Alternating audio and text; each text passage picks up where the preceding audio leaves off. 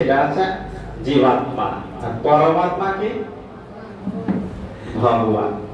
পরমাত্মা হচ্ছে ভগবান, আর জীবাত্মা প্রভু।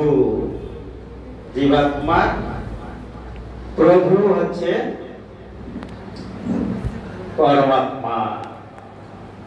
সেই পরম বিজ্ঞান আলোচিত হবে, ঠিক আছে? জীবাত্মা আর পরমাত্মা।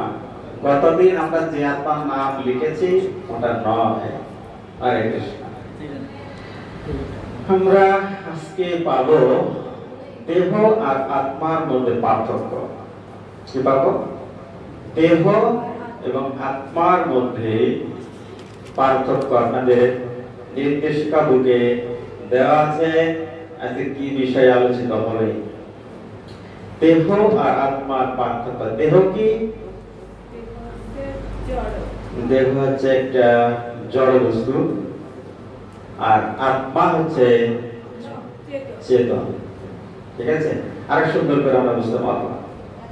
দেহ হচ্ছে হার্ডওয়্যার, আত্মা হচ্ছে সফটওয়্যার। যারা যারা সায়েন্সে পড়েন, বিজ্ঞান বিষয়ে, তারা সুন্দর করে বুঝতে পারবেন। যারা কম্পিউটার নিয়ে কাজ করেন বা কম্পিউটার সায়েন্স পড়েন, তারা সুন্দর বুঝতে পারবেন যে কম্পিউটারের দুইটা বিষয় থেকে, একটা হচ্ছে হার্ডওয়্যার, একটা হচ্ছে সফটওয়্যার। ঠিক তেমনই হার্ডওয়্যার হচ্ছে দেহ, আত্মা হচ্ছে সফটওয়্যার। সফটওয়্যারের সংজ্ঞা কি বলতে পারবেন কেন? আমি কিন্তু সায়েন্সের স্টুডেন্ট নই, আমি কমার্সের স্টুডেন্ট। ঠিক আছে? আমি কম্পিউটার সায়েন্সে কখনো পড়িনি। সফটওয়্যার এর সংজ্ঞা কে বলতে পারবেন? পারবেন? সায়েন্সের স্টুডেন্ট বলতে পারবেন? কে পারবেন না? সফটওয়্যারকে ধরা যায় না, ছোঁয়া যায় না, দেখা যায় না। হার্ডওয়্যারকে একটির সাথে একটি সংযুক্ত করে কার্যকর করতে সহায়তা করে, তাই তো? অন্তর খুব ভালো জানে। এটা তো সফটওয়্যারের কাজ। তা আমরা এই বিষয়ে আরো সুন্দর করে জানতে পারবো। আত্মাকে কি দেখা যায়? আত্মা কখনো কি দেখা যায়? সে বিষয়ে আমরা জানতে পারবো। বিজ্ঞানীরা কি বলছেন এই বিষয়ে, সে বিষয়ে আমরা জানতে পারবো। এক এক করে আমরা ভিতরে প্রবেশ করবো। আজকে অনেক গভীর ক্লাস। বলা হচ্ছে ভগবান কি? ভগবান বলে কিছু আছে? তাই না? আমরা যখন গ্রামে প্রচারে যাই, তখন অনেক প্রকার লোকের সাথে আমাদের কথা হয়। তো ভগবান ভগবান আমি মানি না বাবা, তো তোমার ভগবান তোমার কাছে রাখো, আমি এসব ভগবান বিশ্বাস করি না। মা বাবাই হচ্ছে প্রকৃত ভগবান। ঠিক আছে? এটাকে আমরা পাই। মা বাবাকে সে কি মনে করে? ভগবান। সে ব্যক্তি ভগবান হয়ে যায়। তো সে বিষয়ে আমরা আজকে ক্লিয়ার জানতে পারবো। ভগবান বলে কিছু আছে কিনা, বা ভগবান কি, ভগবানের সংজ্ঞা। ভগবান থেকেই থাকে, কাকে বলে ভগবান? ভগবানের সংজ্ঞা কি? ভগবান কেমন? ভগবানকে দেখতে কেমন? ভগবানকে খেতে হয় নাকি? নাকি ভগবান কোনো ব্যক্তি? নাকি ভগবান আমাদের চেয়ে অন্য কোনো গ্রহের প্রাণী? এরকম অনেক প্রশ্ন সম্মুখীন আমরা হই। এই সকল প্রশ্নের যদি আমরা অ্যান্সার না দিতে পারি, আমরা স্কুল, কলেজ, ভার্সিটিতে পড়াশোনা করি, আমাদের আশেপাশে বিভিন্ন ধর্মের লোক আমাদের সাথে সাক্ষাৎ হয়, তাদের সাথে তারা এরকম প্রশ্ন করে, আর আমরা যদি উত্তর না দিতে পারি, তখন তারটা আমরা শোনা শুরু করি। ঠিক না? আমি যদি বলতে না পারি, তাদেরটা শুনতে হবে। আর আমি যদি বলতে পারি সে আমারটা শুনবে। তা আমরা যদি বলতেই না পারি তাহলে আমারটা শুনতে হবে। যখনই তাদেরটা শুনবো তাদের দিকে আমার মনটা ঘুরে যাবে, কারণ আমি তো নিজেরটাই জানি না, আমার স্বরূপ কি আমি জানি না। এটা যখন না জানবো তাদের কথা শুনবো, শুনতে শুনতে এক সময় আমরা কনভার্ট হয়ে যাব। এইভাবে যেন আমরা কনভার্ট না হই, সেজন্য কি হতে হবে? আমাকে আবিষ্কার করতে হবে, আমি কে, আমি কোথায় ছিলাম, আমার কি করা উচিত, এই বিষয়ে জানতে হবে। না হলে কি হবে? আমি তাদের মতো হয়ে যাব, কারণ আমার তো নিজের কোনো অস্তিত্বই নেই। আমি জানি না মানে আমার অস্তিত্ব নেই। আমি কি তা আমি জানি না, আমার মধ্যে কি আছে সেটা আমি জানি না। তাহলে কি হবে? তারটা গ্রহণ করতে হবে। কারণ একটা খালি কলস, একটা খালি কলস, খালি জায়গা কিসের দ্বারা পরিপূর্ণ থাকে? বায়ুর দ্বারা। আর সেখানে যদি কোনো বস্তু নিক্ষেপ করা হয় তখন বায়ুটা বেরিয়ে যায়, ঠিক না? কিন্তু আমার কলস খালি, তারা যেটাই ইনপুট করবে সেটাই স্থান দখল করবে। এর আগে আমার কি হতে হবে, আমি কি, এই বিষয়ে যখন আমার বিষয়টা যদি বিষয়ের ভিতরে যদি ভরা থাকে তাহলে খালি থাকবে না, তখন আমি তাকে কিছু বলতে পারবো। তাহলে আমাকে কেউ কনভার্ট করতে পারবে না। ঠিক আছে, আমরা চলে যাব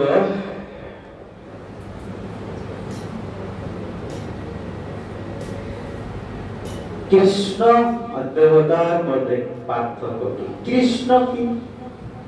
হ্যাঁ, আমাদের গ্রামে তো কৃষ্ণ ব্যক্তি আছে, সেই কৃষ্ণ। হ্যাঁ, আবার শুনেছি বৃন্দাবনে নাকি কৃষ্ণ আছে, সেই কৃষ্ণ। বুঝলাম না সেই কৃষ্ণই হলো। দেবতা কি? দেবতাদের কাজ কি? কোথা থেকে কৃষ্ণ এলো? এই বিষয়ে আমরা বিশ্লেষণ করব এবং জানতে পারব। আমরা গভীর বিষয়ে প্রবেশ করছি, আত্মা বিজ্ঞান। বিজ্ঞান থেকে আমরা যখন ভগবত গীতা পাঠ করি, প্রথম শ্লোক এর তাৎপর্যের প্রথম লাইন শ্রী প্রভুপাদ একটা লাইন লিখেছেন। গীতাকে কি বলা হয়? কি বলা হয়?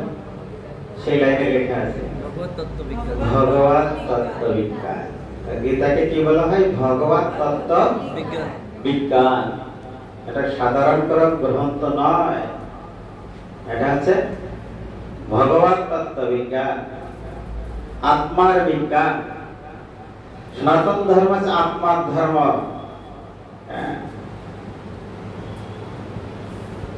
আমরা দেখব যে আত্মার বিজ্ঞানী কি বলা হচ্ছে। হরে কৃষ্ণ। সমগ্র বিশ্ব এই ভ্রান্ত মোহে কর্ম মুখর যে আমরা হচ্ছি, এই দেহ, তাহলে এই বিশ্বে ভ্রান্ত মোহে কর্ম বিমুখর হচ্ছে দেহ। আমরা হচ্ছে দেহ।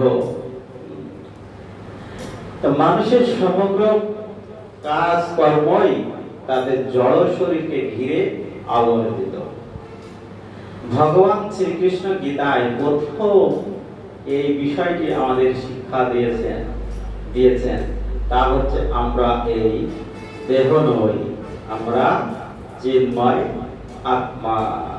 তাহলে কি কি শিক্ষা দিয়েছেন? আমরা এই দেহ নই, আমরা হচ্ছে চিন্ময় আত্মা। এটা হচ্ছে আমার স্বরূপ। আমরা এই দেহ নই, আমরা চিন্ময় আত্মা।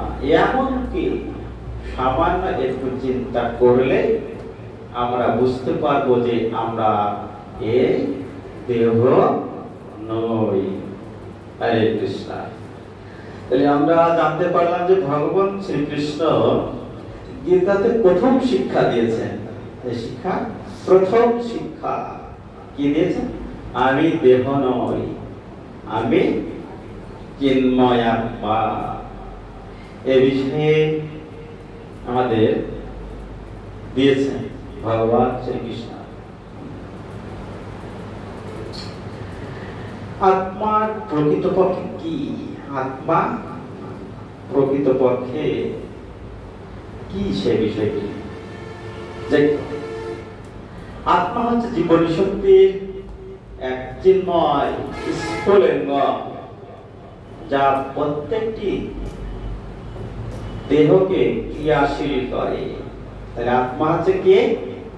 জীবনী শক্তির এক চিন্ময় স্ফুলিঙ্গ, যা প্রত্যেকটি দেহকে ক্রিয়াশীল করে, সেটি বিভিন্ন ক্রিয়াকলাপ সম্পাদনে সক্ষম করে। ঠিক যেমন ইলেকট্রন কণার স্রোত তামার তারের মধ্য প্রবাহিত হওয়ার সময় শক এর সৃষ্টি করে, শর্ট সার্কিট আমরা বলে থাকি। দেহকে একটি গাড়ির সঙ্গে তুলনা করা যেতে পারে, আর আত্মাকে তুলনা করা যেতে পারে গাড়ির চালকের সঙ্গে। আত্মা সেই জীবনের এক স্ফুলিঙ্গ, যার উপস্থিতির ফলে দেহকে জীবন্ত বলে মনে হয়। আর যখন আত্মা দেহটি ছেড়ে চলে যায়, তখন আমরা সেই লোকটিকে বলি মৃত। বোঝা যাচ্ছে? তখন আমরা সেই ব্যক্তিটিকে বা দেহটিকে বলি মৃত।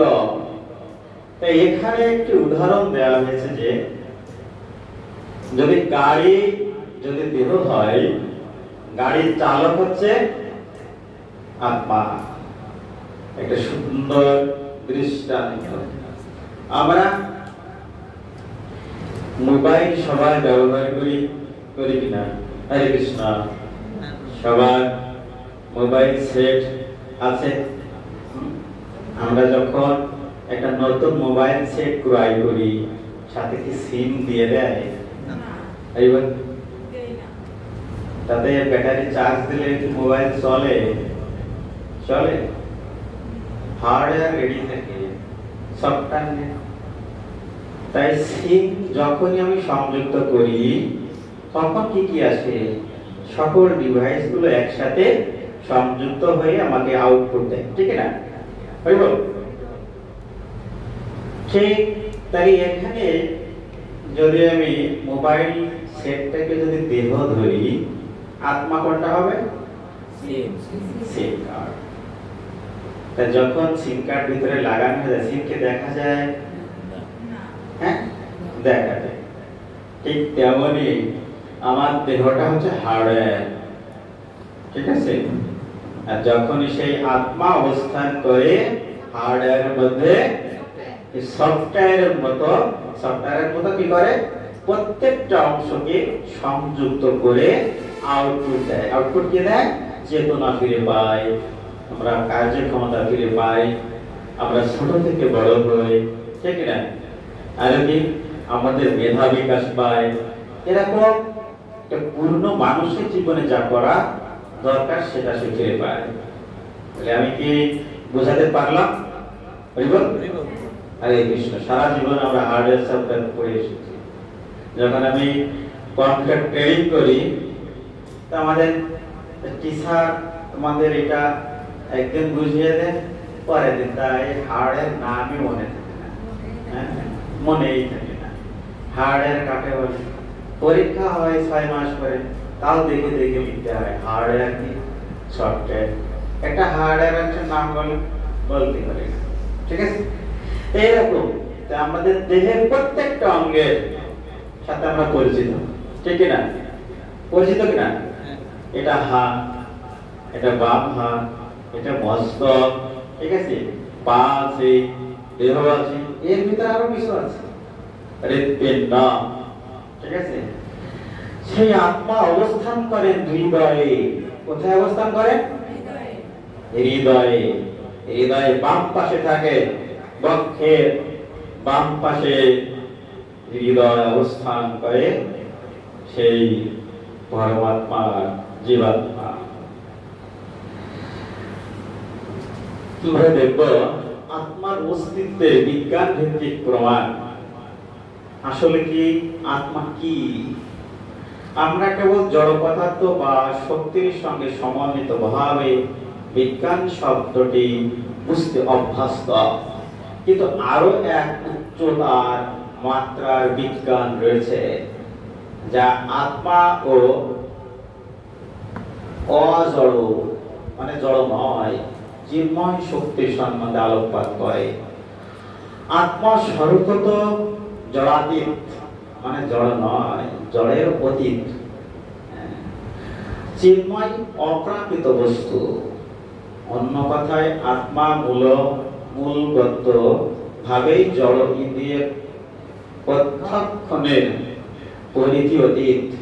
জড় বিজ্ঞানের পরীক্ষা নিরীক্ষামূলক কলা কৌশলগুলি আত্মার অস্তিত্ব প্রমাণ করার জন্য অপর্যাপ্ত মানে পর্যাপ্ত নয়। বিজ্ঞানের যে পরীক্ষা নিরীক্ষা সে পর্যাপ্ত নয়, অনুপযুক্ত, উপযুক্ত নয়। ঠিক যেমন কানের দ্বারা আলোর অনুভব লাভের চেষ্টা বৃথা। কান দ্বারা কি আলো দেখা যায়? যায়? যদি আমরা মনে করি কান দিয়ে আলো দেখবো, এটা হচ্ছে বৃথা চেষ্টা। তা বলছে যে আত্মা যদি বিজ্ঞান যদি আত্মার অবস্থান খুঁজে পেতে চায়, সেটা এই প্রমাণের জন্য বিজ্ঞানীদের কাছে যা যা আছে সেগুলো অপর্যাপ্ত, পর্যাপ্ত নয়।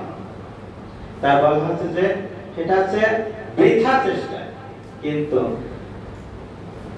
আধ্যাত্ম বিজ্ঞানের নিয়ম বিধি অনুসরণের মাধ্যমে একে এক উচ্চতার বাস্তবতা বলে উপলব্ধি করা যায়। চরমে সমগ্র পারমার্থিক সত্যই প্রকাশিত ও প্রমাণিত হয় অভ্যন্তরিকভাবে অনুভবের মাধ্যমে। তবু আত্মার উপস্থিতি উপলব্ধিতে নিচের বিষয়গুলি আমাদের সাহায্য করতে পারে।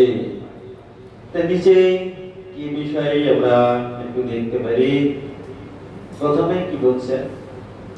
আত্মা অবিনশ্বর মানে নষ্ট হয় না।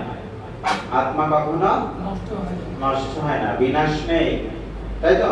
অবিনশ্বর। নশ্বর কি? নষ্ট হয়ে যায়। হ্যাঁ, আর অবিনশ্বর কখনো নষ্ট হয় না। বুঝলাম? বলছে যে আত্মাকে অস্ত্রের দ্বারা কাটা যায় না, আগুনে পোড়ানো যায় না, জলে ভিজানো যায় না, অথবা হাওয়ার দ্বারা শুকানো যায় না। এখানে আত্মাকে ধরাও যায় না, সফটওয়্যার, ঠিক আছে? আত্মাকে ধরা যায় না, ছোঁয়া যায় না, কাটা যায় না, পোড়ানো যায় না, জলে ভিজানো যায় না, হাওয়ায় শুকানো যায় না। এটা হচ্ছে আত্মার বৈশিষ্ট্য, তাই তো? যা চেঞ্জ হয় না, যা দ্বারা চেনা যায় সেটাই তো বৈশিষ্ট্য। বৈশিষ্ট্য কাকে বলে? আমরা বিজ্ঞানে অনেক বৈশিষ্ট্য পড়েছি। বৈশিষ্ট্য কাকে বলে তা কি পড়েছি? কোথাও পড়েছি? কোন বইতে আছে বৈশিষ্ট্য কাকে বলে? না। যা দ্বারা কোনো বস্তুকে চেনা যায় সেটা হচ্ছে তার বৈশিষ্ট্য। বোঝা যাচ্ছে?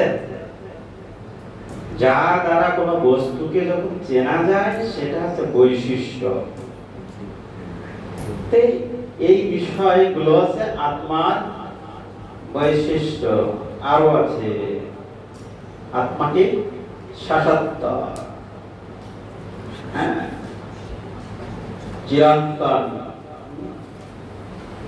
আত্মা কখনো জন্ম হয় না, অথবা কোনো কোনো উৎপত্তি বা বিনাশ হয় না। তিনি জন্মরহিত, শাশ্বত, নিত্য, পুরাতন হলেও নবীন। এখানে নেই আত্মা পুরাতন হলেও সে নবীন। নবীন মানে কি? নূতন। কখনো পুরানো হয় না। আত্মার বৈশিষ্ট্য। তাহলে দ্বিতীয় অধ্যায় 23 নম্বর শ্লোকে দেয়া রয়েছে আত্মার বৈশিষ্ট্য। আবার দেয়া রয়েছে আত্মার শাশ্বত। কোথায় দেয়া রয়েছে? দ্বিতীয় অধ্যায়ের 20 নম্বর শ্লোকে বলা হলো আত্মার জন্ম হয় না, মৃত্যু হয় না, হ্যাঁ, বিনাশ হয় না, উৎপত্তি হয় না, জন্মরহিত, নিত্য, শাশ্বত। পুরাতন হলেও নবী, শরীর নষ্ট হলেও আত্মা কখনো বিনাশ হয় না। বুঝতে পারলাম? গীতা সবাই পড়েছে এখানে আমরা? হ্যাঁ, এই দুইটা শ্লোক আছে। আমরা আগে জানতাম কিরকম জানতাম? গভীর নয়, তাই তো? এই যে আমরা ক্লাস করছি, এটা অনলাইনে এইরকম পরিবেশ সৃষ্টি করা সম্ভব নয়। ঠিক আছে? মেন হচ্ছে শিক্ষার জন্য একটা পরিবেশ দরকার। ঠিক আছে? তো অনলাইনে সেই পরিবেশটা সৃষ্টি করা সম্ভব হয় না। সেখানে কি হয়? আমি মোবাইলের সামনে আছি, আমি তরকারি চুলাতে দিয়ে আসছি, ঠিক আছে? ক্লাসের একটা গভীর বিষয় ঢুকে গিয়েছি, হয় তরকারি নষ্ট হবে না আমার পড়া নষ্ট হবে। যদি তরকারি ঠেকাতে যায় আমার পড়াটা নষ্ট হবে, আর যদি পড়া ঠেকাতে যায় তরকারি নষ্ট হবে। ঠিক কিনা? হ্যাঁ, এই হচ্ছে আমাদের বিষয়। আমাদের জ্ঞান অর্জনের জন্য সবসময় প্রতিকূল পরিস্থিতিতে থাকতে হয়। আমি যখন স্কুলে পড়া শুরু করি, আমার মা বলে, আমি ছোট থাকতে খুবই দুরন্ত ছিলাম, স্কুলে যেতে যেতাম না। আমার মা স্কুলে বসে আর দিয়ে আসতো বেঞ্চে, আবার অর্ধেক ক্লাস হয়ে যাওয়ার পর মা দেখে আসতো। সেই সময় কিন্তু, এখন তো মায়েরা বাচ্চাদের স্কুলে নিয়ে যায়, তখন কিন্তু এরকম নিয়ে যাচ্ছিল। তা আমার মা কিন্তু তখন থেকে শুরু করেছে স্কুলে নিয়ে যা, আবার রান্না চড়াইতে এবং আমাকে দেখে আসে ছেলে আছে কিনা। ঠিক আছে? আমি বেশি ভালো ছিলাম না, অনেক দুষ্ট ছিলাম।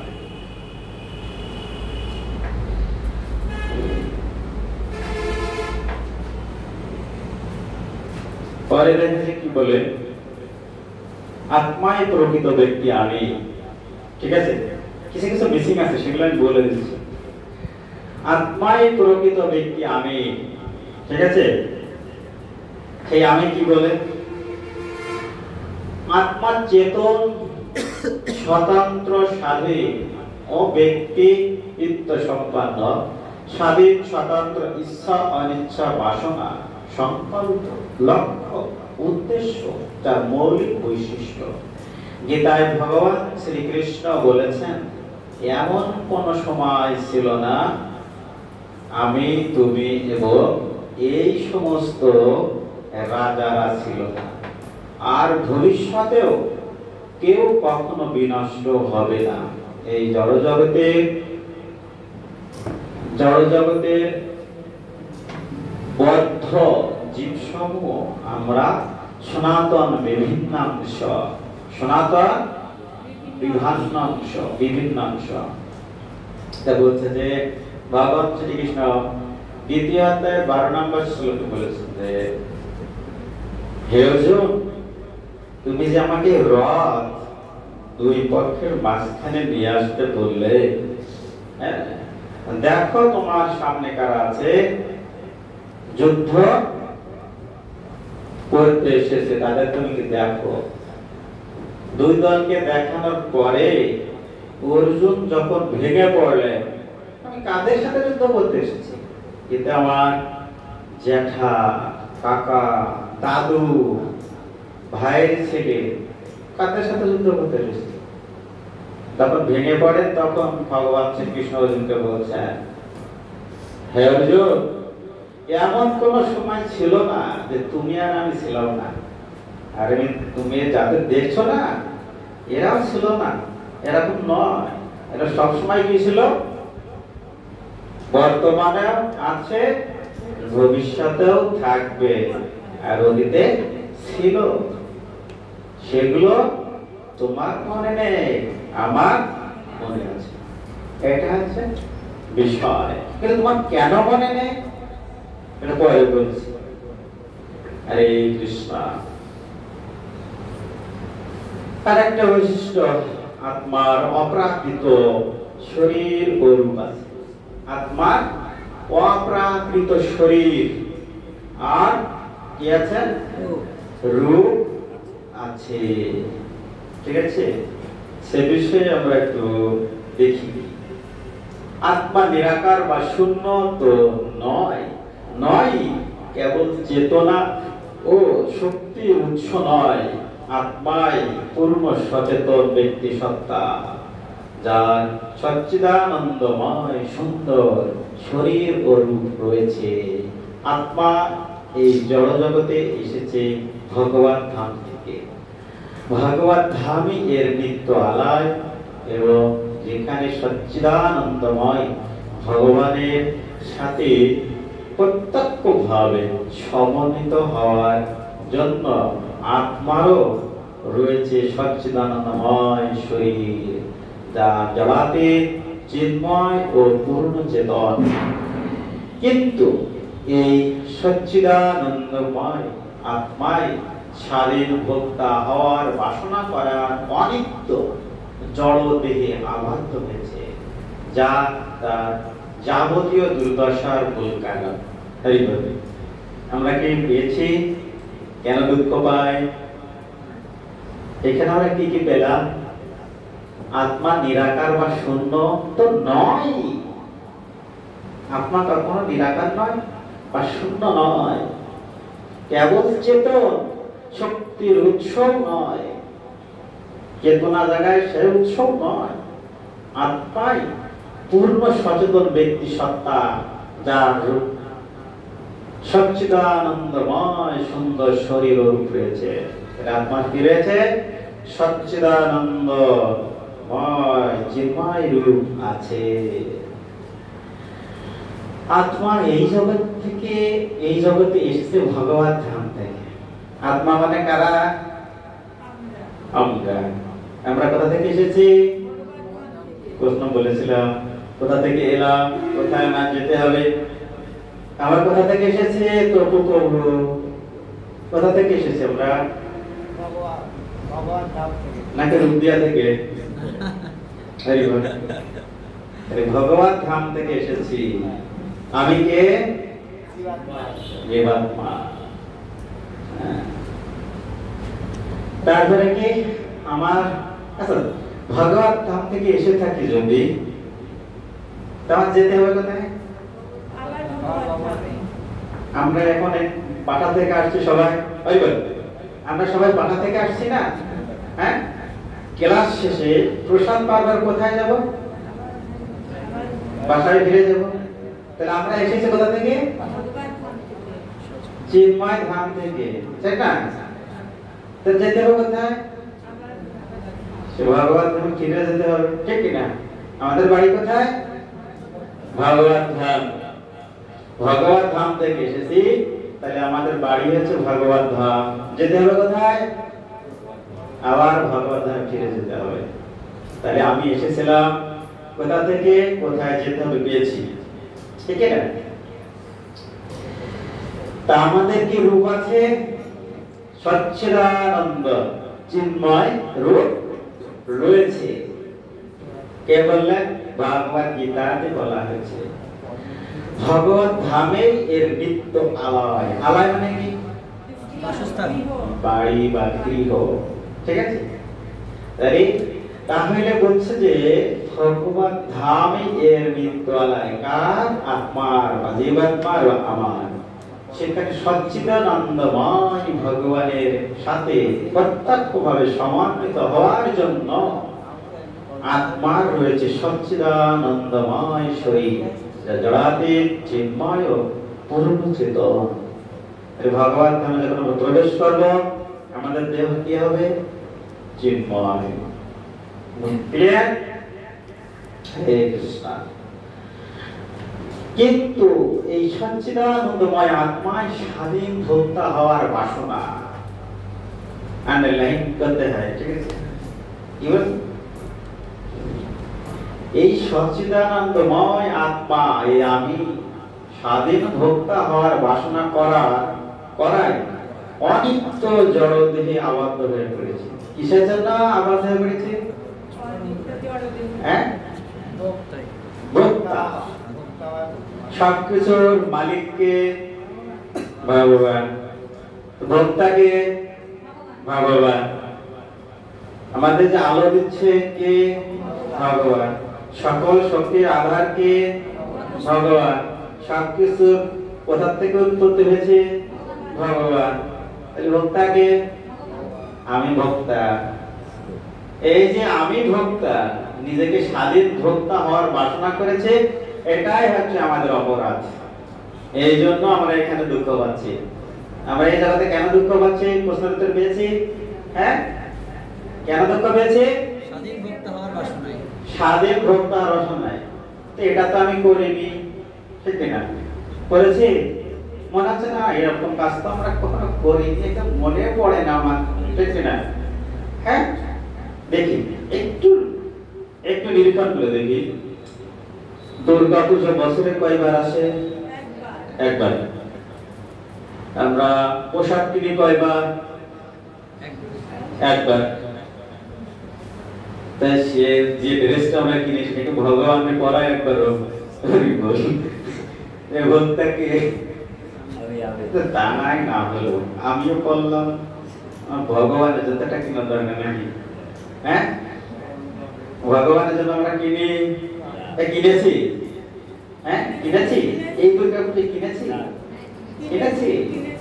এই যে কিনিনি, আমি ভোক্তা, ঠিক আছে? প্রমাণ পেয়েছে আমি ভোক্তা, এটা করে কিনা? এই যে আমি ভোক্তা ভগবানকে না দিয়ে পাওয়া, এটাই হচ্ছে আমাদের অপরাধ। এটা আমরা সবসময় করছি আর সবসময় দুঃখ ভোগ করছি। ক্লিয়ার? আর কিছু বোঝানোর আছে? এক ঘন্টার ক্লাস 5 মিনিট হয়ে গেল। হরে কৃষ্ণ।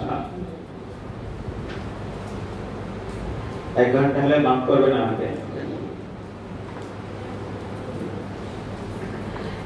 আত্মা দেহ পরিবর্তন করে। আত্মা কি করে? দেহ পরিবর্তন করে। আমরাও তো করি। এই বছরে যে জামা কিনেছি ওটা করবো না, পরে হ্যাঁ নতুনটা কিনবো, ঠিক কিনা? করে কিনা? ঠিক তেমনই এই আত্মা যখন দেহ পরিবর্তন করে, ওই দেহ আর গ্রহণ করে না, পরে নতুন দেহ গ্রহণ করে। বলছে ভগবান গীতায়, মানুষ যেমন জীর্ণ বস্ত্র ত্যাগ করে নতুন বস্ত্র পরিধান করে, ঠিক তেমনি আত্মা পুরাতন দেহ ত্যাগ করে নতুন দেহ ধারণ করে। ঠিক আছে? আচ্ছা, আমরা যদি চিন্ময় আত্মা হই, ঠিক কিনা? তা আমাদের সবার চেহারা তো আর এক নয়। আমরা যখন সুন্দর চেহারা লোক দেখি তখন আমার মনে হয় কি আমি যদি ওটা হতাম, তাই না? কিংবা আমরা বিভিন্ন কসমেটিক্স ব্যবহার করে আমরা সুন্দর হতে চাই, ঠিক না? এটা যদি না করে দেহ ত্যাগ করে নতুন দেহ ধারণ করে, এটা ভালো হয় না? কে কে কে কে নতুন দেহ ধারণ করতে চান? আছেন কেউ এখানে? কে চায় না? কেউ চায় না। হ্যাঁ, এই চেহারা ভালো লাগছে না, এটা বাদ। আমরা যখন কসমেটিক্স ব্যবহার করি, যে এটা ভালো লাগছে ওটা বাদ, নতুন একটা।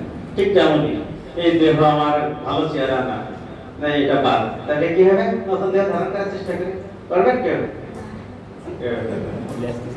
হ্যাঁ, কেউ করবে না। কি করবে? এটাকে কিভাবে হাইলাইট করে যায়, এই দেহ যা আছে এটাতে সন্তুষ্ট না, তারপরে মডিফাই করে চলা যায়। ঠিক আছে? তা এই হচ্ছে আমরা হচ্ছে ভোক্তা, আমরা সাজা ভোক্তা, মানে সাজতে চাচ্ছে কিন্তু আমার কিছু নেই। আমি ভোক্তা কিন্তু আমার কিছু নেই, এরকম। আত্মার আয়তন আছে, আত্মার আয়তন আছে, আত্মা দেখা যায় না। হ্যাঁ, বুঝবেন? আত্মার আয়তন আছে, আবার কিন্তু দেখা যায় না। সেটা কেমন?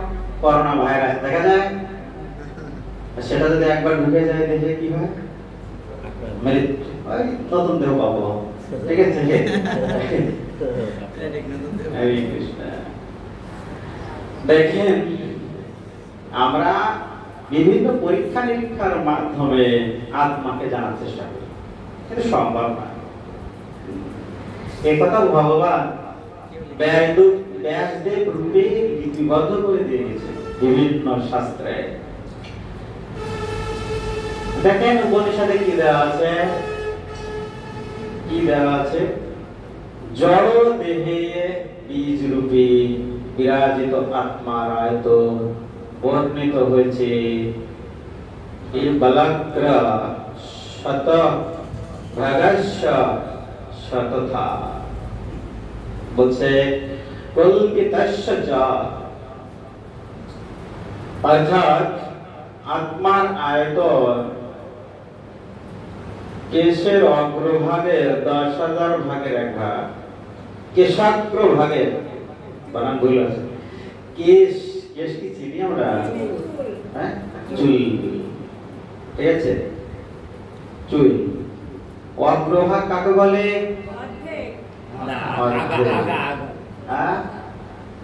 আগা। অগ্রভাগে চিনি না, 10,000 ভাগ তো পরে বলবো। হ্যাঁ, এই যে একটা পাতা, ঠিক না? অগ্রভাগ কোন এটুকু নাকি এই পাশে মাথার দিকে, তাই না? তো অগ্রভাগ ধরা হয় সাধারণত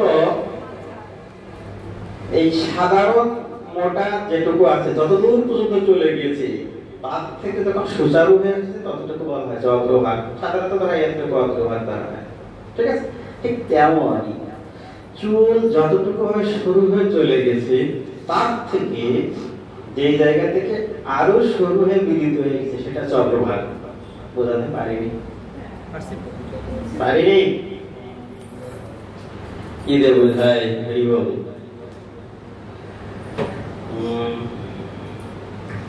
হরে কৃষ্ণ।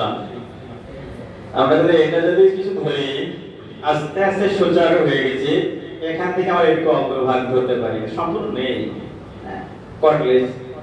আমরা এটা যদি ধরি তাহলে এই যে এতটুকু, এটা থেকে আমরা অগ্রভাগ ধরতে পারি, ঠিক কি না? হ্যাঁ, সূচ মানে চিকন যতটুকু সেটুকু বলা হয় অগ্রভাগ। একটা চুলের অগ্রভাগ তো দেখা সম্ভব না। আমরা যখন এই যখন আমরা অনেক সময় চুল কাটিং করি কিনা, চুলের আগা ফেটে গেছে, একটু কাটি, চুলের অগ্রভাগ তাহলে কতখানি আমরা বুঝতে পারি। তাকে যদি 10,000 ভাগের এক ভাগ করা হয়, 10,000 ভাগ করতে হবে, যা দেখা যায় না তাকে 10,000 ভাগ কিভাবে সম্ভব? সম্ভব নয়। সেই 10,000 ভাগের এক ভাগ হচ্ছে আত্মার আয়তন। কি বলা হচ্ছে? 10,000 ভাগের এক ভাগ হচ্ছে, আচ্ছা এই মোবাইলটা যদি চুলের অগ্রভাগ ধরি, 10,000 ভাগ করলে কি আমরা এক ভাগ করে পাবো? এক ভাগ পাবো? হ্যাঁ, 10,000 ভাগ। এই 1,000 ভাগ করলে তো মানে যে পাওয়া যাবে, কিন্তু তাকে যদি 10,000 ভাগ করা হয় এটা সম্ভব নয়, ঠিক আছে? এটা আমরা এক ভাগও পাবো না। হ্যাঁ, ঠিক তেমনই সেই চুলের যদি অগ্রভাগ, এই পাতার যদি অগ্রভাগ যদি 100 ভাগ করা হয়, আমরা এক ভাগ খুঁজে পাবো? যদি পাওয়া যায় 10,000 ভাগ সম্ভব। ঠিক তেমনই আত্মার আয়তন। আমি কি আত্মার আয়তন বোঝাতে পেরেছি? 10,000 ভাগের এক ভাগ হচ্ছে আত্মার আয়তন। কি বললাম? যে বলছে সেটা সদর উপনিষদ বলা হয়েছে পঞ্চম অধ্যায়ের 9ম শ্লোকে, আত্মার আয়তন কেশের অগ্রভাগ মানে আগা, অগ্রভাগের 10,000 ভাগের এক ভাগ। জড় ব্রহ্মাণ্ডের জড় দেহে ভ্রমণ কালে, জড় ব্রহ্মাণ্ডে জড় দেহে ভ্রমণ কালে আত্মার এই আয়তনই থাকে।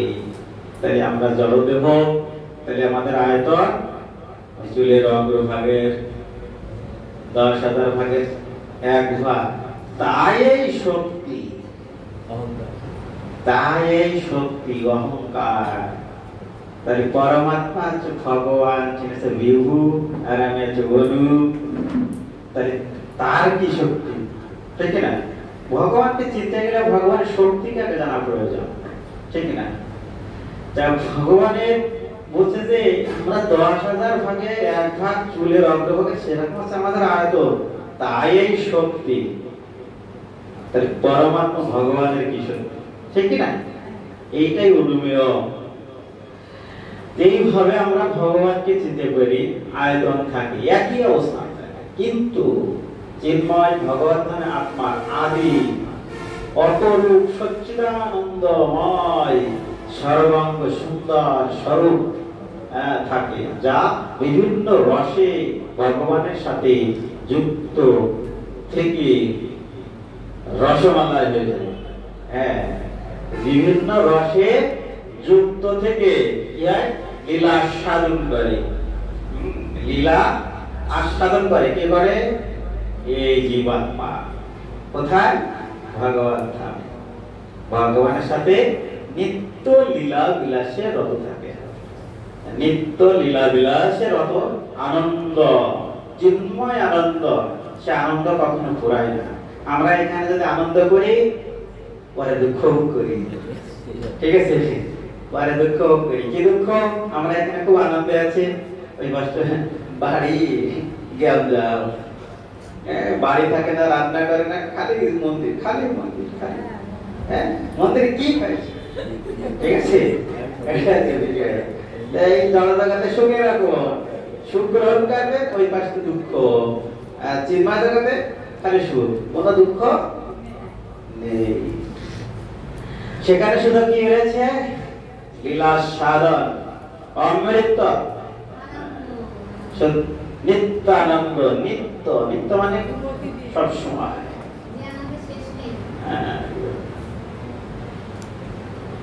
আমরা মনে আজকে একটু ভালো বুঝতে পারছি, প্রশ্নগুলো উত্তরের তেমন হবে, সব জানা জিনিস। বলছে আত্মা অচিন্ত, যা চিন্তা করা যায় না। আত্মা, আত্মার যে কি শক্তি চিন্তা করা যায় না। যে আত্মাকে দেখা যায় না, সেই আত্মার অদ্ভুত অদ্ভুত শক্তি। বড় বড় অট্টালিকা তৈরি করছে কে? এই আত্মা। কি করছে? বড় বড় অট্টালিকা তৈরি করছে, যে আত্মাকে দেখা যায় না। হ্যাঁ, এই বীরেন্দ্রী সেইগুলো কি করছে? বিভিন্ন আকার দিচ্ছে। পাহাড়, সেই পাহাড়কে ভেঙে নতুন জিনিস সৃষ্টি করছে। কে তৈরি করছে? এই আত্মা। এত শক্তি। আমরা আরো জানবো, আত্মাকে চিন্তা করা যায় না, তাই তার নাম আছে অচিন্ত। বিজ্ঞানীরা যদি ইলেকট্রন অনুবীক্ষণ যন্ত্রের চেয়ে কোটি গুণ শক্তিশালী অনুবীক্ষণ যন্ত্র আবিষ্কার করেও তার সাহায্যেও আত্মাকে দেখতে চান, তবুও কখনো সম্ভব হবে না।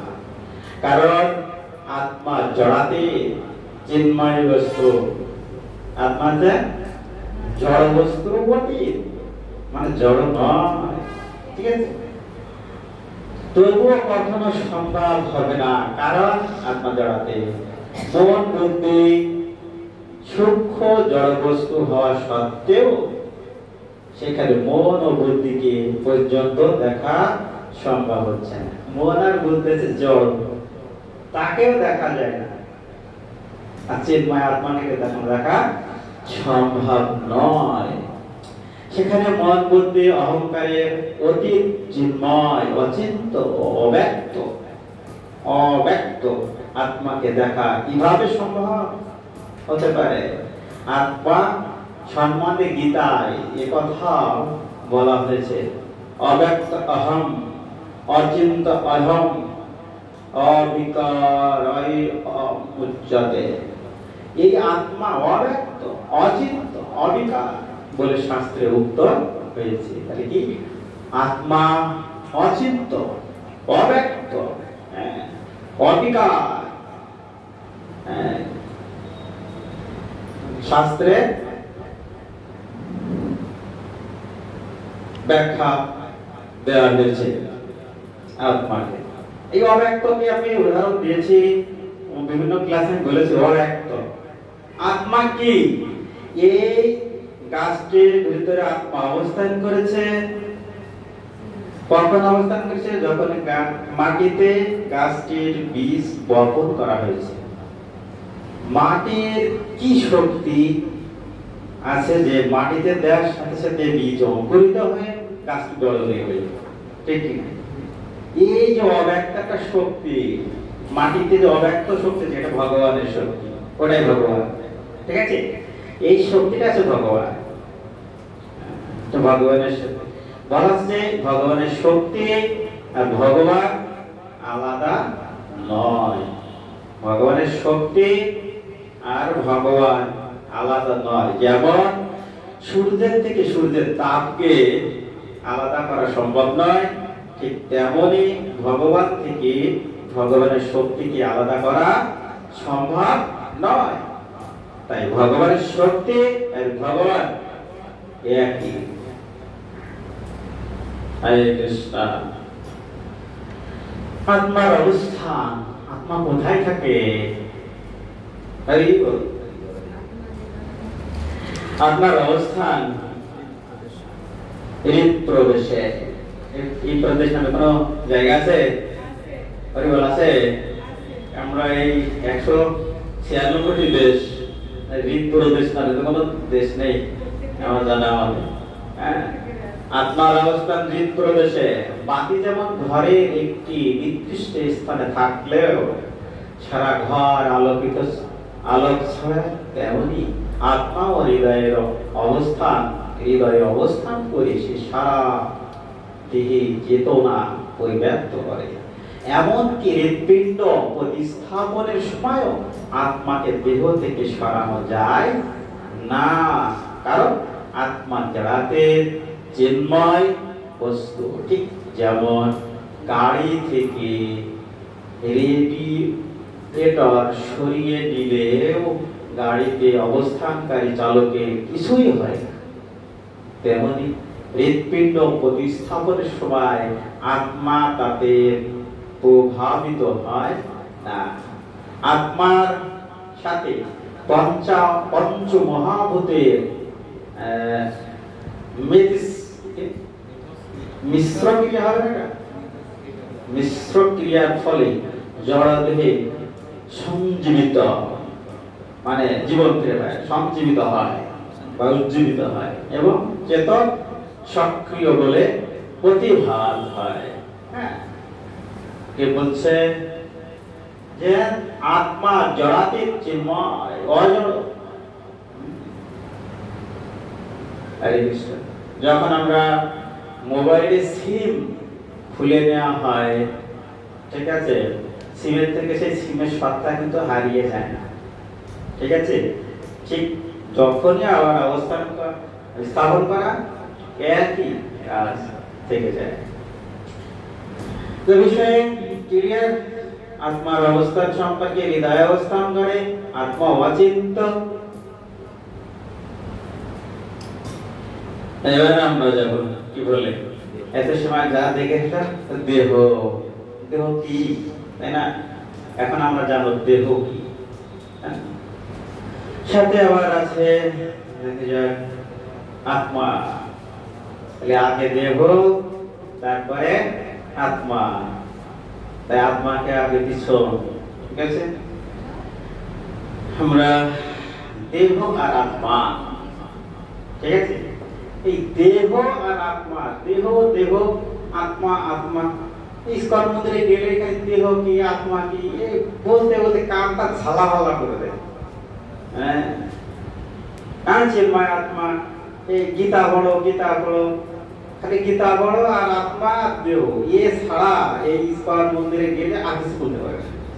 হ্যাঁ, যখন বলবে যে দেহ আর আত্মা, আমি দেহ, হ্যাঁ, এই গীতা পড়ো, গীতা পড়বা, ঠিক আছে, এই ছাড়া এটা কিছুই বলতে না। আর একটা জিনিস বলে, হরে কৃষ্ণ, হরি বল। তা আমরা দেখব যে আত্মা দেহ ও আত্মার মধ্যে পার্থক্য তাই বল দেখা যায় সেই আত্মা দেহ কি আমরা এগুলো জানি, আমরা জানি না।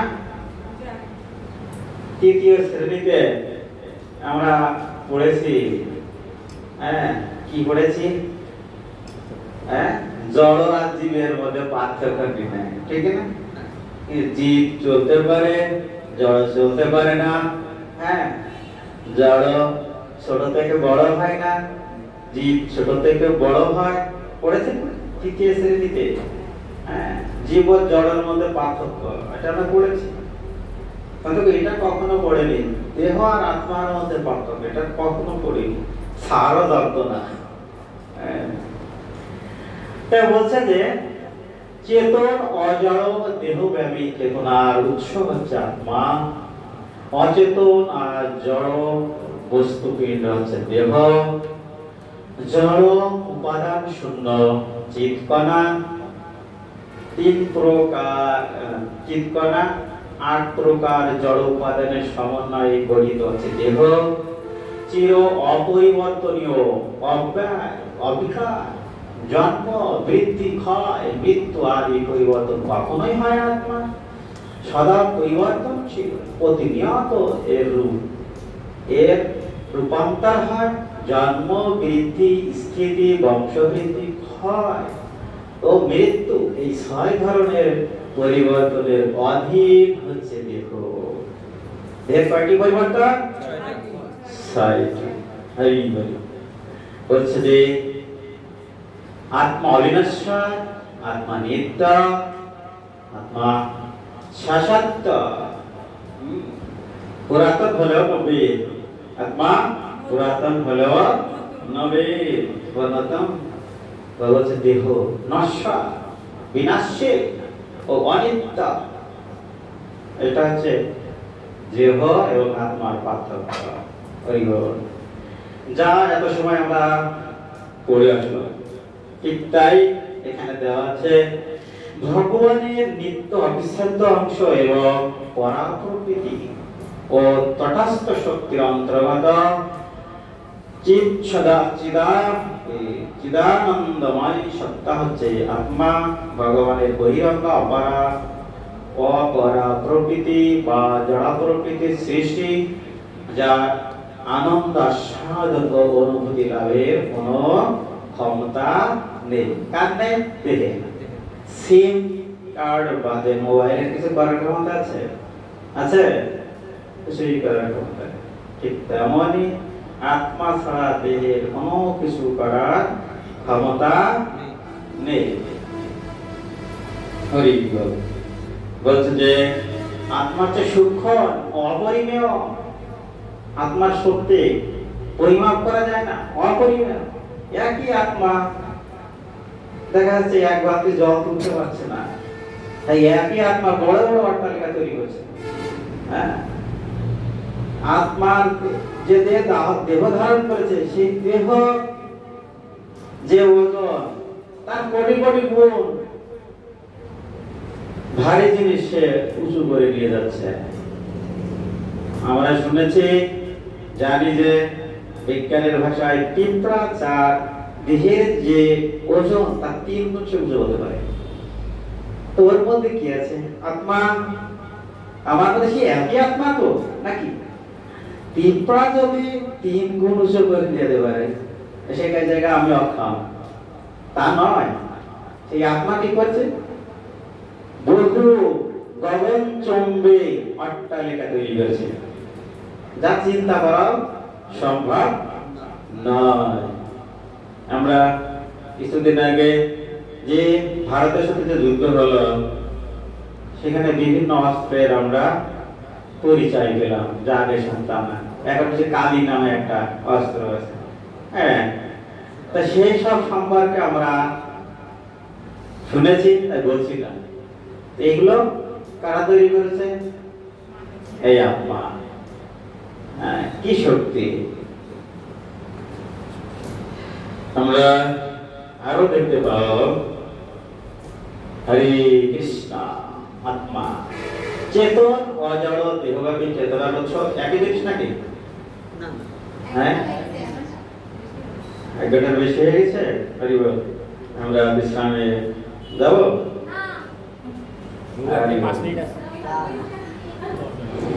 ক্লাস শুরু থেকে 1 ঘন্টা হয়েছে কিনা? আর 5 মিনিট আছে। আচ্ছা, হরি বল। তো এই পার্থক্যটা শেষ করুন। সূক্ষ্ম অপরিমেয় জড় ইন্দ্রিয়ের অগোচর। প্রথম থেকে চেতন অজড় দেহব্যাপী চেতনার উৎস হচ্ছে এই আত্মা। এটা মনে হয় একই ছিল। অচেতন জড় জড় বস্তুপিণ্ড জড় উপাদান শূন্য চিৎকণা একই রকম নাকি? এই তো অপরিমেয় পর্যন্ত এক। হরি বল। জ্ঞানময়, তাই ওখান থেকে শুরু করেছিলাম। হ্যাঁ, জ্ঞানময় থেকে শুরু। সূক্ষ্ম অপরিমেয়, আর দেহ কি স্থূল অপরিমাপযোগ্য। দেহ মাপা যায়, ওজন মাপা যায়, কিন্তু আত্মা মাপা যায়। জড় ইন্দ্রিয়ের অগোচর, আত্মা হচ্ছে জড় ইন্দ্রিয়ের অগোচর, জড় ইন্দ্রিয়ের দ্বারা অনুভূতিযোগ্য। তারপর হচ্ছে অসেদ্য, অদাহ্য, অক্লান্ত, অশ্বস্য। মানে হচ্ছে অসেদ্য ছেদন করা যায় না, অদাহ্য দহন করা যায় না, অক্লান্ত মানে ভিজানো যায় না, তারপরে অশ্বস্য শুকানো যায়। বোঝা গেছে? অস্ত্রের দ্বারা বিনাশযোগ্য কোনটা? দেহ। জ্ঞানময় ও সমস্ত গুণের আধার। আত্মা হচ্ছে জ্ঞানময়, আত্মা হচ্ছে জ্ঞানময়, সমস্ত গুণের আধার। অজ্ঞান বস্তুপিণ্ড দেহ, ব্যক্তিত্ব সম্পন্ন, ব্যক্তিত্বের কেন্দ্রের বা উৎস হচ্ছে আত্মা, আর ব্যক্তিত্বহীন হচ্ছে দেহ। এই দেহ এবং আত্মার মধ্যে আমরা যথেষ্ট পার্থক্য আমরা অবলোকন করলাম, ঠিক না?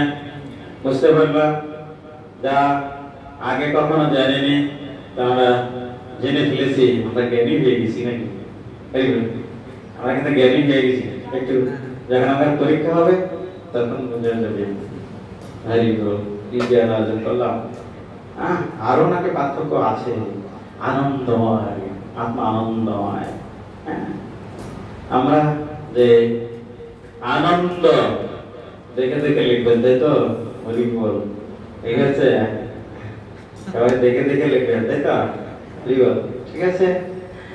আনন্দময়, দুঃখ ক্লেশের আধার, নিরানন্দময় হচ্ছে দেহ।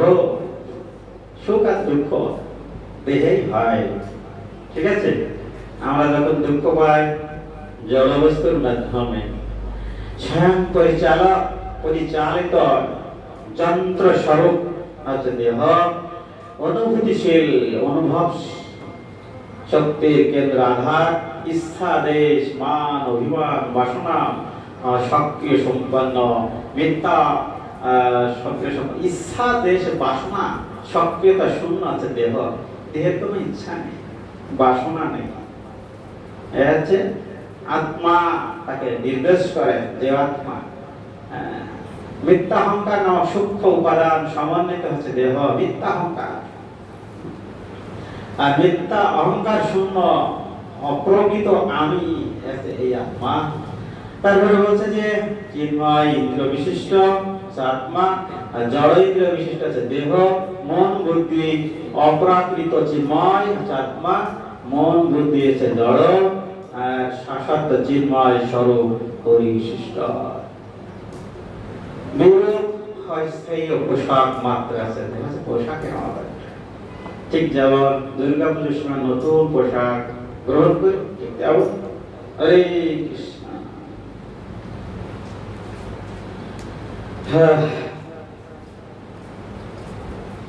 আত্মাটা কি দেখা যায়? হরে কৃষ্ণ। আমরা কয় মিনিট নেব? ব্রেক 5 মিনিট নেব। 5 মিনিটের বেশি 5 মিনিট ব্রেক থাকবে। আপনারা ব্যক্তিগত কোনো কাজকর্ম যদি থেকে থাকে সেটা করে আসতে পারেন। হরে কৃষ্ণ।